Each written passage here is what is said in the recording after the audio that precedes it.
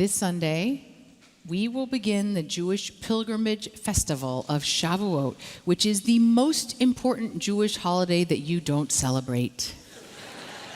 Except here at Central and almost every other Reform synagogue in America, Erev Shavuot is when we celebrate confirmation, which is a communal celebration of Jewish commitment by our 10th grade class.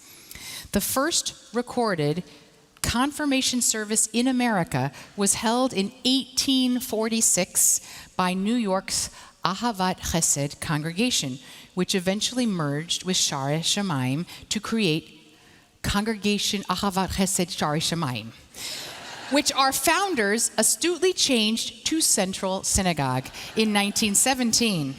So this Sunday, Central will celebrate the 179th confirmation class of this congregation with students who are in a line connecting back to the very first confirmation service in America. So, from our amazing archives, I have for you a Sharei Shamayim confirmation booklet from 1897. It's coming up on the screen, I promise. There it is. Okay. 128 years ago, when this service booklet was printed, New York City had about 3.5 million people and about 400,000 to 500,000 Jews.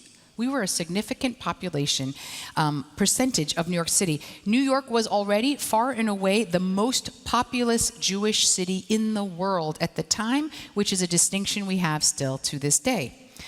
Now, if you look at the next page, you can see that on Shavuot of 56-57, Frida Kahn was confirmed. And here's the certificate to prove it. You know, we Jews love certificates. Didn't happen if you didn't get a certificate. And if you look at this next page, it tells you so much. Consider yourself warned. This is not your old school shul where you can just walk in whatever time you want. Service begins at 9:30 a.m. and it says, during the confirmation exercise, doors will be positively closed. This was Reform innovation, alongside adding instruments and mixed seating and overall much greater decorum in our services. Now, the purpose of confirmation, as stated in the introduction, while this language is over 125 years old, it still captures our intention today. Confirmation means the religious instruction and examination of the rising youth in such an efficient and impressive manner as to make them forever loyal to their native faith. It is customary to celebrate the final act of confirmation on the feast of Shavuot, Pentecost, in the presence of the congregation when the confirmants, in solemn prayer and confession, declare themselves firmly attached and practically admitted to Israel's mission. Now, of course, Israel, in this case, written long before the state of Israel was established, means the people, Israel. Now, the tone and language of this program might read as sort of borrowed from another tradition. Perhaps it sounds like it is Christian, and like this next slide, catechism, which is originally a Christian form of teaching religious principles through the questioning and answering method. And even the concept of confirmation was borrowed from our Christian neighbors, which begs the question, was confirmation or is confirmation Jewish? Now, keep in mind, even the quintessentially, you can turn that off, thank you so much. Keep in mind, even the most quintessentially Jewish Passover Seder was actually adopted from a Greco-Roman symposium where they drank wine, reclined, and made pedagogical use of questions. But that doesn't mean that it isn't Jewish now, of course. And the early reformers adopted confirmation because they were a little uncomfortable at the time with the highly rote and ritualistic ceremony of the bar mitzvah, which of course back then was only for boys.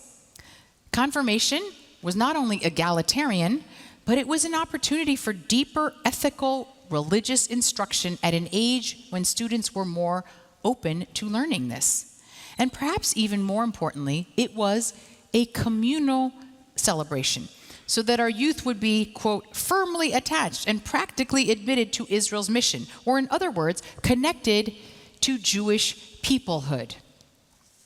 Now, this is not a new idea. This is why I think this has ancient roots. In the end of Deuteronomy, when Moses is about to die, he says, quote, "Be attentive and hear, O Israel. This day, Hayom Hazeh, you have become a people to the Lord your God." This verse actually troubled the rabbis quite a bit. Was it on that day that they became a people? Weren't they already a people 40 years ago when they left Egypt and stood at Sinai and entered into a covenant with God? Why is it only that Moses says when he's about to die, "You've become a people this day"? Well, the answer given by Rabbi Yehuda in the Talmud is that Hayom Hazeh shouldn't be read as this day, but rather each day. In other words, becoming Israel is not a one-time event. It's not your bar mitzvah day and then poof, you're a Jewish adult. I hate to break it to you, although tomorrow is going to be very important. But becoming a people requires a continual process of covenantal renewal. You're not off the hook after tomorrow. It's just the beginning. We have to continue to recommit to Torah, identity, and collective destiny each day. To be a people, in a sense, is not just to have common ancestry or a common shared text. It's to have shared sacred commitments chosen and rechosen and reconfirmed. Now, the last 20 months have driven home the challenge and the opportunity of this message with more force than I have ever seen in my lifetime. Since October 7th, many of us have been reconsidering and discovering a Jewish identity we might have taken for granted. We've witnessed a marked increase in Jewish visibility, solidarity, and activism, which some people have dubbed the surge in Jewish life. Even in this, the most Jewishly populated city in the world, we see a resurgence here at Central. From Friday night service attendance, always up to the balconies, to our largest religious school enrollment ever, to more engagement in Jewish adult learning, to doubling of an interest for our Center for Exploring Judaism, an increase in philanthropic giving, and a kind of spiritual and emotional awakening that I have heard from so many of you. We know this is happening not just here, but in Jewish communities around the country. Now, the surge is not uniform nor uncritical. It has included some very painful and difficult conversations in the Jewish community around identity, politics, and solidarity. But we have the tools and the mandate to create and maintain and grow a diverse Jewish peoplehood. For some, Hayom Hazeh, this day, is the first time that we've really taken this gift of Torah that we've received and taken it off the shelf and truly started learning it and affirming it for ourselves. There has been a powerful recentering of Judaism in many of our lives. And our confirmation students, they know this so well.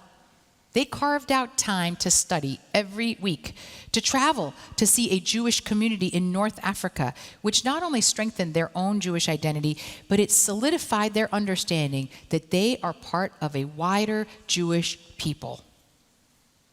I invite each of you to think about how you will engage this inheritance that you have been given, this great gift. Because Judaism requires a continuous re-upping, a renewed promise, not just to our Jewish selves, but to our extended Jewish family.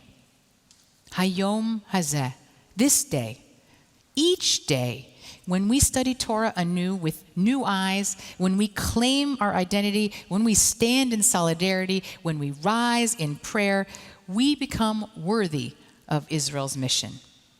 So whether you've been in our pews for many decades or you wandered in here after October 7th looking for a place among our people, I hope on this Shavuot we can all be confirmation students, standing at Sinai Anew, pledging a proud, powerful Jewish identity again and again.